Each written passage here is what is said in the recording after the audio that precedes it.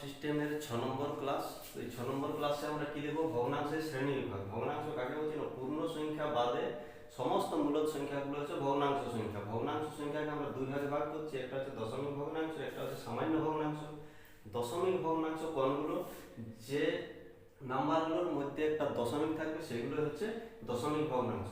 সামান্য ভগ্নাংশ কোনগুলো, যে ভগ্নাংশগুলো দশমিক আকারে থাকবে না, ভগ্নাংশ আকারে থাকবে মানে লব বাই হর আকারে থাকবে, সেগুলোকে আমরা সামান্য ভগ্নাংশ বলবো। এটা পজিটিভ হতে পারে, নেগেটিভও হতে পারে, এটাও পজিটিভ সংখ্যা হতে পারে, এটাও নেগেটিভ সংখ্যা হতে পারে। এরপরে দশমিক ভগ্নাংশকে আমরা দুটো ভাগে ভাগ করব, একটা হচ্ছে সসীম দশমিক ভগ্নাংশ আর একটা হচ্ছে অসীম দশমিক ভগ্নাংশ। সসীম দশমিক ভগ্নাংশ কোনগুলো না, যে দশমিক ভগ্নাংশগুলো দশমিকের পরে নির্দিষ্ট সংখ্যক অঙ্ক থাকবে সেগুলো হচ্ছে সসীম দশমিক ভগ্নাংশ। অসীম দশমিক ভগ্নাংশ কোনগুলো, যে দশমিক ভগ্নাংশ সংখ্যাগুলোর দশমিকের পরে নির্দিষ্ট কোনো দশমিক সংখ্যা থাকবে না বা দশমিকের পরে সংখ্যাগুলোর কোনো শেষ হবে না, সেগুলোকে আমরা অসীম দশমিক ভগ্নাংশ বলছি। যেমন 0.23, তিনের মাথায় পৌনঃপুনিক মানে তিনটা পর পর চলে আসবে, এটার কোনো শেষ হবে না। 0.4 মাথায় পৌনঃপুনিক, 5-এর মাথায় পৌনঃপুনিক মানে 4 আর 5, 4 5 4 5 এইভাবে বারবার চলে আসবে। 0.3-এর মাথায় 12 যেরকম আর পৌনঃপুনিক সেরকম একই মানে বোঝায়। তাহলে দশমিকের পরে 3 আছে মানে 3 বারবার চলে আসবে, আর এটাও যেমন আছে একই সংখ্যা কিন্তু বারবার আসছে না, এই জন্য এর মাথায় কোনো পৌনঃপুনিক নেই, কিন্তু এইগুলোর শেষ হবে না। এগুলো হচ্ছে অসীম দশমিক ভগ্নাংশ। এরপরে সসীম দশমিক ভগ্নাংশকে দুই ভাগে ভাগ করছে, একটা হচ্ছে শুদ্ধ সসীম দশমিক ভগ্নাংশ আর একটা হচ্ছে মিশ্র সসীম দশমিক ভগ্নাংশ। শুদ্ধ সসীম বলতে পিওর, মানে দশমিকের আগে কোনো পূর্ণ সংখ্যা থাকবে না, শুধুমাত্র দশমিকের পরের সংখ্যাই থাকবে এবং সেটাও নির্দিষ্ট সংখ্যক অঙ্ক থাকবে, এগুলো হচ্ছে শুদ্ধ সসীম দশমিক ভগ্নাংশ।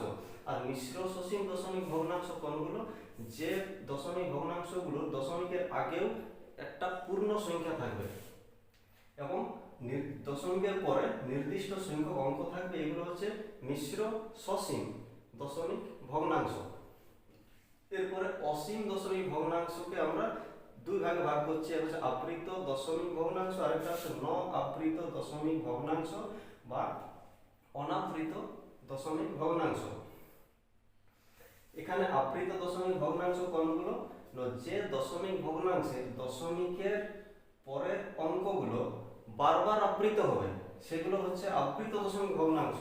যেমন 0.25-এর মাথায় বার মানে 2 5 2 5 2 5 বারবার চলে আসবে। 0.5 আর 4-এর মাথায় পৌনঃপুনিক মানে 4টা বারবার আসবে, 5টা আসবে না, মানে এটা কিরকম হবে 0.5 4 4 4 4 4 এইভাবে অঙ্কগুলো আসবে, এগুলো হচ্ছে আবৃত দশমিক ভগ্নাংশ। আর একটা হচ্ছে ন আবৃত দশমিক ভগ্নাংশ কোনগুলো, মানে দশমিকের পরে কোনো আবার রিপিট হবে না, সেগুলো হচ্ছে ন আবৃত দশমিক ভগ্নাংশ। এরপরে কি আবৃত দশমিক ভগ্নাংশকে আমরা দুটো ভাগে ভাগ করছি, একটা হচ্ছে শুদ্ধ আবৃত দশমিক ভগ্নাংশ, আরেকটা হচ্ছে মিশ্র আবৃত দশমিক ভগ্নাংশ। শুদ্ধ আবৃত দশমিক ভগ্নাংশ কোনগুলো, যে দশমিক ভগ্নাংশের বা দশমিক সংখ্যার দশমিকের পরেই যে সংখ্যাগুলো থাকবে, দশমিকের পর থেকেই শুরু করে সব সংখ্যাগুলো বা সব অঙ্কগুলো রিপিট হবে। যেমন 0.24, 2 আর 4 এদের মাথায় পৌনঃপুনিক মানে 2 4 2 4 2 4 করে আসবে। আর এটা আছে -0.98, তার মাথায় বার মানে 9 8 9 8 9 8 করে আসবে। 0.6, 6-এর মাথায় বার মানে 0.6666 করে আসবে। এগুলো হচ্ছে শুদ্ধ আবৃত দশমিক সংখ্যা। মিশ্র আবৃত দশমিক সংখ্যা কোনগুলো, না দশমিকের পরেই সমস্ত সংখ্যা আবৃত হবে না, কিছু সংখ্যক সংখ্যা আবৃত হবে। যেমন 0.45, 5-এর মাথায় পৌনঃপুনিক মানে 4টা আবৃত হবে না, 5টা পর পর আবৃত হবে মানে 5 5 5 5 করে আসবে। আর 4.28, এখানে কি 2টা আবৃত হবে না, 8টা আবৃত হবে মানে 8 8 8 8 8 করে আসবে।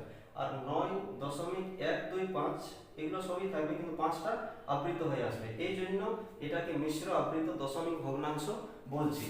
এরপরে কি সামান্য ভগ্নাংশ কোনগুলো, সামান্য ভগ্নাংশ আমরা জানি যেগুলো লব বাই হর আকারে থাকবে, এগুলোকে আমরা তিনটা ভাগে ভাগ করছি, হচ্ছে প্রকৃত ভগ্নাংশ, অপ্রকৃত ভগ্নাংশ আর মিশ্র ভগ্নাংশ। প্রকৃত ভগ্নাংশ কোনগুলো, প্রকৃত ভগ্নাংশ হলো 1 1/3, 2/3, মানে কি লবটা ছোট থাকবে হরটা বড় থাকবে। অপ্রকৃত ভগ্নাংশ কোনগুলো?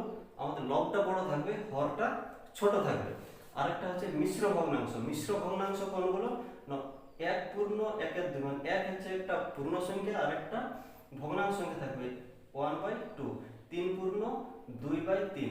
এখানে এই মিশ্র ভগ্নাংশ আর অপ্রকৃত ভগ্নাংশ, যেটা অপ্রকৃত ভগ্নাংশকে আমরা মিশ্র ভগ্নাংশে প্রকাশ করতে পারি।